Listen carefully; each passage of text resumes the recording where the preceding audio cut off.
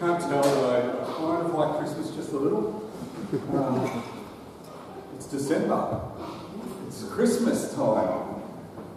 We had a team of ladies here during the week that did all the decorations inside. What a fantastic job they did. And then we had a team of men later in the week putting up the nativity out the front as well. And again, what a fantastic job. It's all looking great and Christmassy. I'm just going to watch a short clip about outdoor nativities sets and menorahs. Anyone thinking about messing with this menorah or this nativity scene, be warned. They're being watched over from above. Literally. Satellites are now being used to make sure the religious symbols aren't stolen by vandals or pranksters. I think it's great that technology is being used for good things like the menorah to bring light and to add goodness to the world. Bringing that goodness to temples, churches, and other nonprofits throughout the area is Brickhouse Security in Manhattan, which normally supplies GPS tracking units to companies who want to keep tabs on their vehicles and employees. In the holiday spirit, the company decided to share its technology free of charge to help protect holiday displays that often become targets of vandals and thieves. For obvious reasons, we can't show you the GPS device and where it is, but we can tell you that it's hidden somewhere in the menorah. Brickhouse Security has loaned out hundreds of these devices, so there's no telling where they are.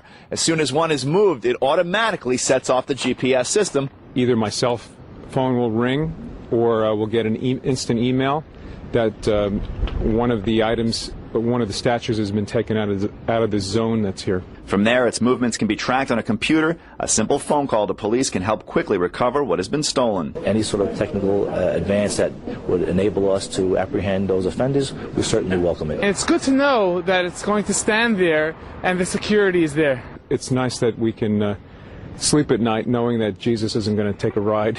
And if he or anyone else in the manger is taken for a ride, police won't be far behind. Rob Hoyle, PIX News at 10. There we go. And apparently our donkey was stolen a few years ago, so I don't think these GPS systems are available free here in Australia, but wouldn't that be good if it was? But every year in December, people are stealing baby Jesus from nativity scenes outside churches. But now with this new GPS system, police are able to track them and return Jesus back to the stable. I don't know why. Why would people want to steal baby Jesus from a church nativity scene? But it made me wonder about the nativity scene. There's ours there. We have the stable and the manger and the hay and the animals and all of that stuff. Luke 2:7 says, she wrapped him in strips of cloth and laid him in a manger because there wasn't any room for them in the inn. We get this whole stable scene image from this passage. Can you just imagine now, just imagine for a moment what the nativity scene would have looked like if there was room in the inn. Maybe like that. Who knows? But as you read about the prophecies of the birth of Jesus, and the Old Testament is full of prophecies about the birth of Jesus, we read that God promised the Saviour and that he would be human, not an angel. We read prophecies that he would be a Jew, not a Gentile. We read prophecies that he would be from the tribe of Judah, from the family line of David, born in the city of David, born in Bethlehem, born to a virgin. We read all these prophecies, but no one, not even the scholars of King Herod, no one for even one moment thought that the Messiah, the King of Kings, would be born in a shelter made for animals, laid in a feeding trough.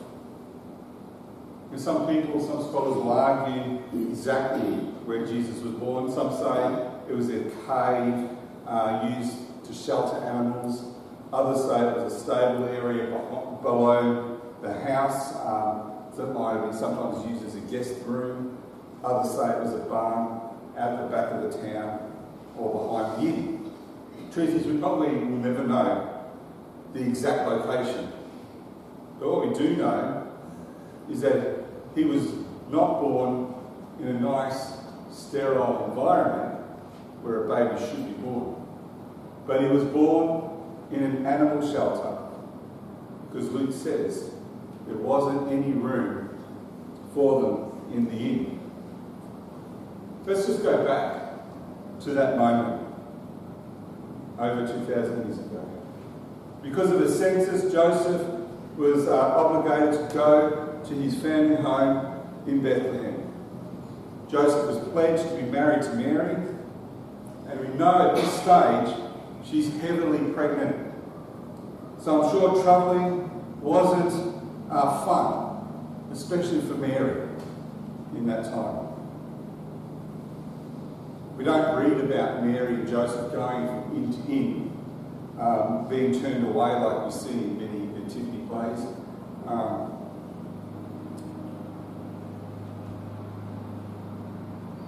Luke simply tells us that Jesus was placed in the manger because there was no room in the inn. Today, if you wanted to go from Nazareth to Bethlehem, you just jump in your car, head down the Yishak Rabin Highway, or something like that, whatever it is, and you'd be there in under 2 hours. But Mary and Joseph, they didn't have a car. Instead, they had to walk. It probably took them about a week of walking. Remember, Mary's pregnant. Luke 2:5 tells us Joseph went there to register with Mary. She had been promised to him in marriage, and she was pregnant. If only that innkeeper knew that his little inn could have played a big part in the Christmas story. Don't you think if he had known who the baby was inside Mary, that somehow, some way, he would have found them room? If he knew his inn could be the location for the birth of the Saviour of the world, I'm sure he would have found them room. Maybe it's a story here of a missed opportunity by the innkeeper that caused Jesus to be laid in a manger with no crib for a bed. But we shouldn't get too harsh with the innkeeper. I mean, after all, there was a census in the land. Many scholars say the population of Bethlehem was normally around 300 people, but by the time of the census it had registered over 1,000. Triple, or more than tripled. And it just simply had no accommodation for the travellers. Maybe this innkeeper did his best that he could. Maybe he felt really sorry for this man and his pregnant wife, but there just wasn't anything he could do.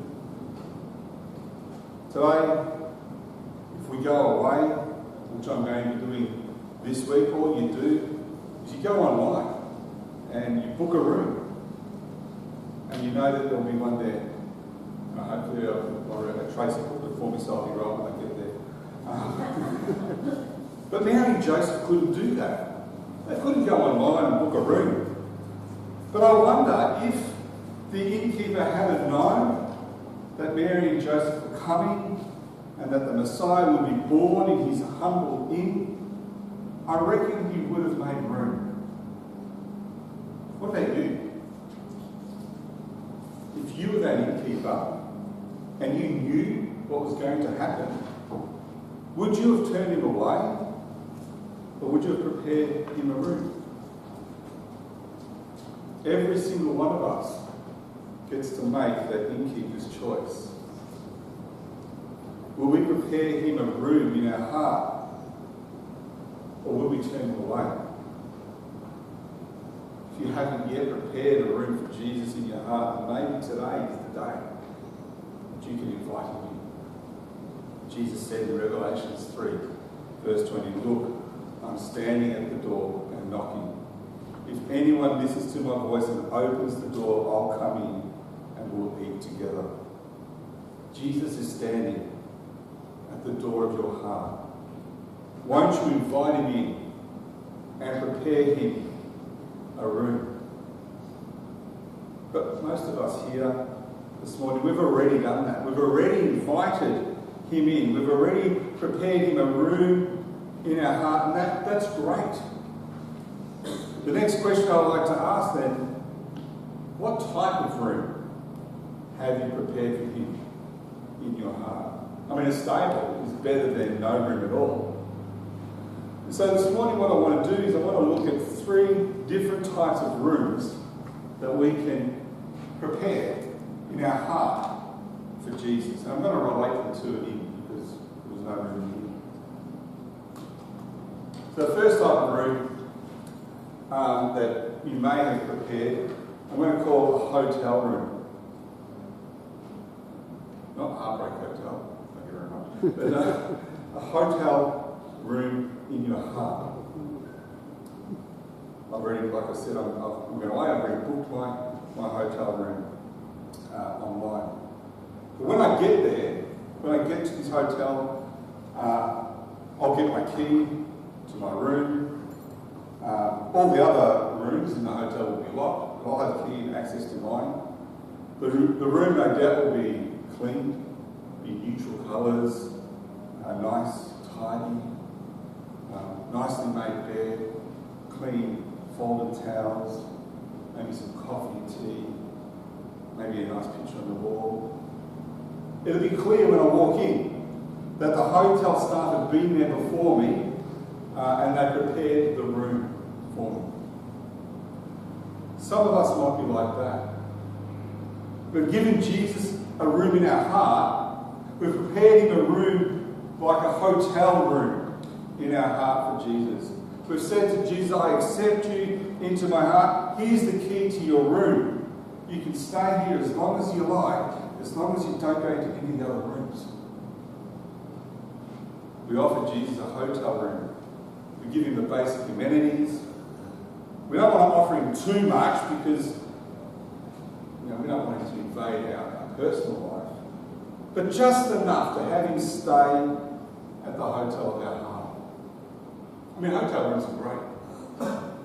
I'm looking forward to staying at one this week. But the thing with hotel rooms is they weren't designed to be a permanent residence. Hotel rooms are not designed to be prepared for people to live in all the time. And yet, that's what some people have done with Jesus in their heart. They've invited him into their heart, but they've only prepared him a hotel type of room.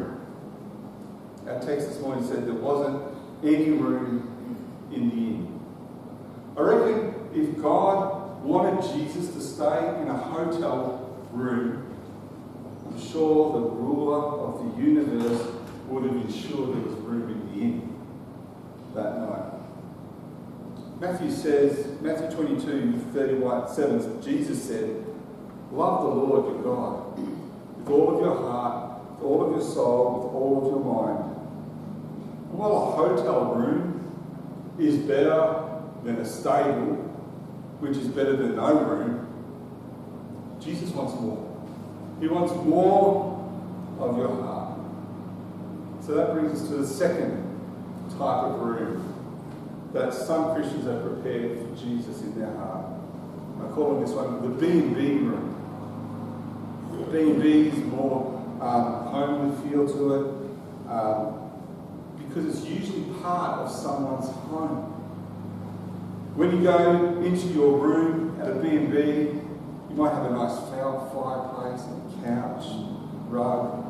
Being a part of the owner's home, there's a more warmer and personal feel about the place.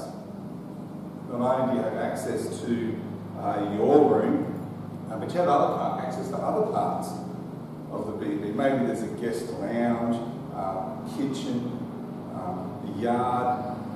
But there's still parts of a B&B that are restricted for the owners.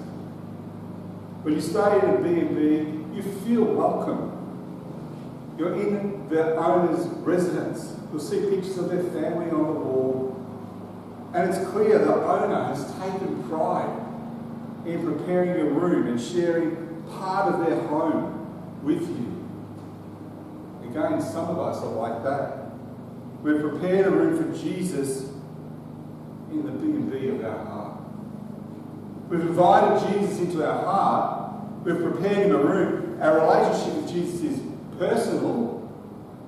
We're happy for Jesus to come deeper into our lives. We share a personal relationship with Jesus, but we still have our restricted areas, our private residence, signs on the door that says staff only. We offer him more than a hotel, more of our lives. We're more personal, but there's still places we won't let Jesus go in our lives. Again, B&Bs, they're great places to go and stay when you're going on a holiday. They're lovely, nice, personal, but again, they're not designed for guests to live in permanently. And yet that's what some people have done with Jesus in their heart. They've invited him into their heart, but they've only prepared him a B&B room.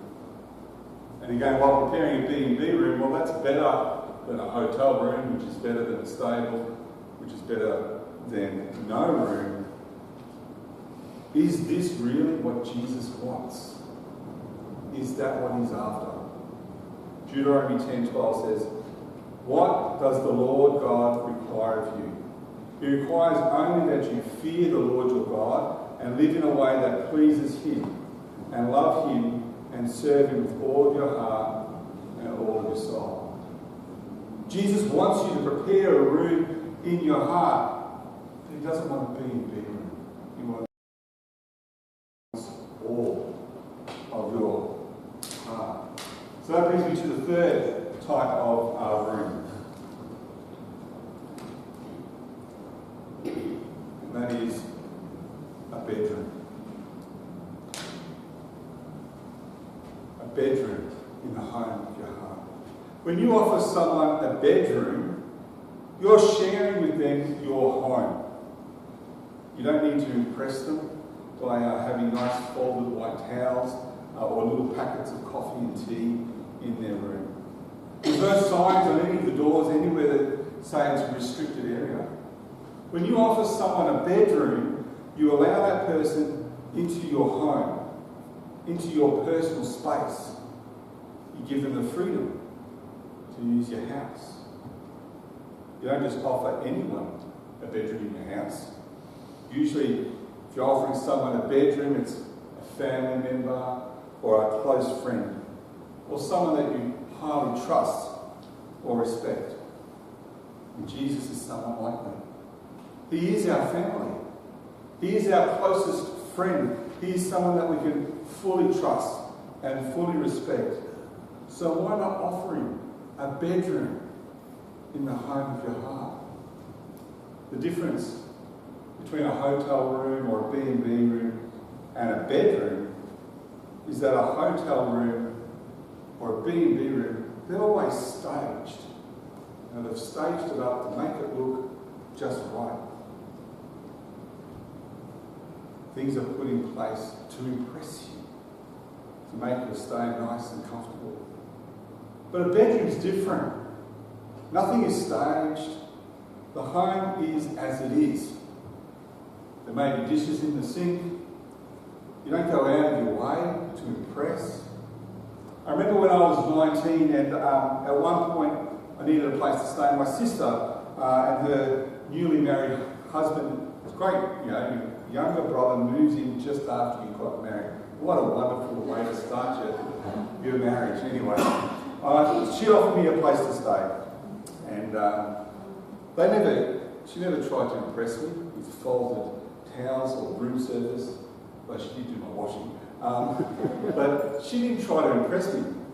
There were times when there was dishes in the sink, maybe there was some mess there, and she didn't care if at times things were out of place.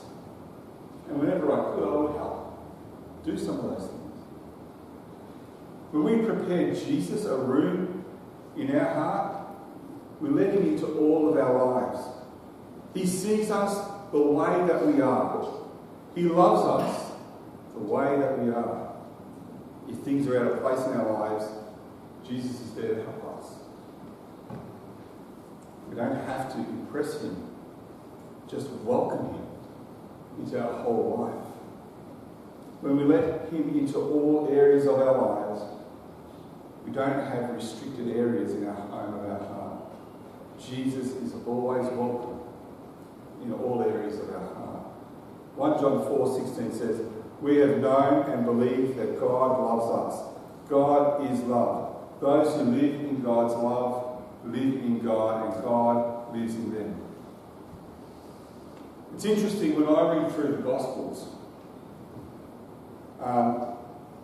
there's 3.5 years of Jesus' ministry where he travelled all over the countryside. It's estimated that during his ministry that Jesus walked about 5,000 kilometres all over Galilee, Judea, Samaria, Perea, the Decapolis. And yet not once do I read in the Gospels of Jesus staying in a hotel or at a B&B or at an inn. Maybe Jesus was boycotting inns because of the way his parents were treated when he was born. I don't know. But what I do often read about in the Gospels is Jesus staying in people's homes. Matthew 8:14. When Jesus went to Peter's house, he saw Peter's mother-in-law in bed with fever. Luke 7:36. Jesus went into the Pharisees' home and was eating at the table. Luke 10:38. And they were travelling along. Jesus went into a village. A woman named Martha welcomed him into her home. Every time you see Jesus going somewhere, he's invited into people's homes. When you prepare a bedroom for Jesus in the home of your heart, he becomes a part of your family. He is someone who totally loves you, someone you can depend upon and completely trust. Jesus is there for you. You can share with him your deepest personal thoughts, because that's what you do with people who are in your home, your family. Psalm 139:23. Search me, God, and know my heart. Test me and know my anxious thoughts. There's also a flip side to this. When Jesus lives in the home of your heart, not only do we get to share with him our personal thoughts, but Jesus also shares with us. Jesus opens up to us too. He shares with us the secret things of God. John 15:15, Jesus says, I've called you friends because I've made known to you everything that I've heard from my Father. So it's a relationship. When someone lives in your home and you spend a lot of time with them, you start to see personality traits transferring. Have you ever noticed that? Some of the things that you say or do rubs off onto somebody else. And they start having some of the same, what's that word you pronounce that right there? So I don't know, some of the same things, they do the same things that you do. I'll give you an example.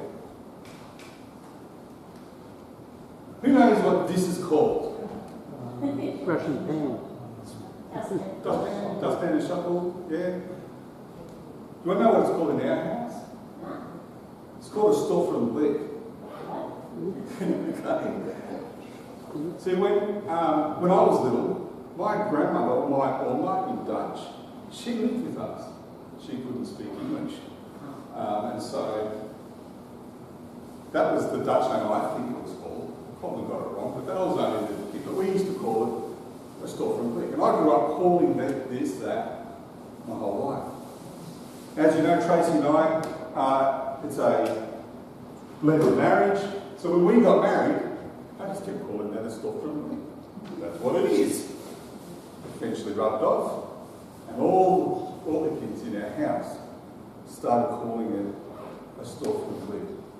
Actually, our daughter, I call her our daughter, from Tracy's first marriage, she was just telling us a few weeks ago, She's called him that still. Storefront in her house. And her husband said, "What is that?" He's trying to get her to say it in English, but she refuses. She says, "No, well, that's what it is." Yeah, but there's that personality transfer. That's what happens when you live with people. And the same is true that when you prepare a bedroom for Jesus in the home of your heart, sooner or later, your personality will be affected. Jesus will start to rub off onto you. You start to talk like Jesus, and you start to behave like Jesus. You start to think like Jesus. As you spend time with Jesus, his personality transfers to you and becomes a part of your personality. His traits become your traits. Ephesians 5:1. Imitate God, therefore, in everything you do, because you are his dear children. A hotel room in your heart may be better than a stable, and a stable may be better than not preparing any room. And a B&B might be better than a hotel. I've got it all mucked up then, midnight. That's all right. But the best kind of room that you can prepare for Jesus in your heart is a bedroom. At the start of the message, we saw a clip how people have been stealing baby Jesus from nativity scenes. If you want Jesus, you don't have to steal him. All you have to do is prepare him a room in your heart. Revelations 3:20. Look, I'm standing in the door and knocking.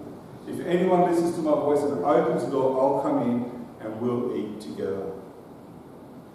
Every single one of us gets to make the innkeeper's choice. Will we prepare him a room in our heart, or will we turn him away? And if we do prepare him a room, what type of room will it be? Ephesians 3:17. Christ will make his home in your hearts as you trust in him. I'm just going to close with a story. There was this 12-year-old boy, and his name was Wally. Wally was a big boy. He was much bigger than all the other students in his Sunday school class. His mother had been an alcoholic and a drug addict during her pregnancy. And as a result, Wally just didn't have all the mental capacities that the rest of the kids his age had.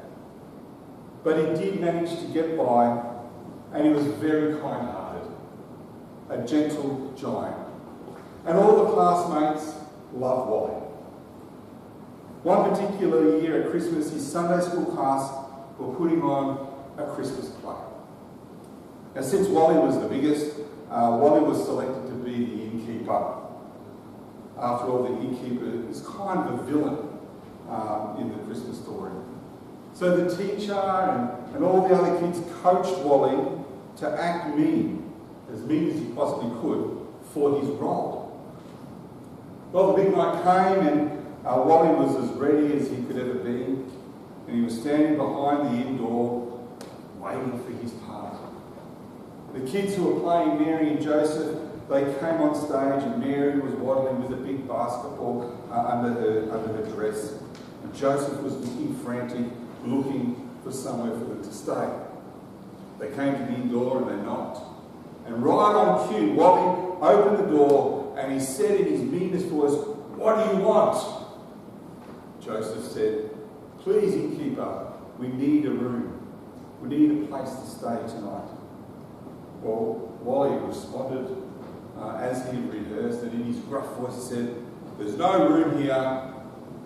Go somewhere else."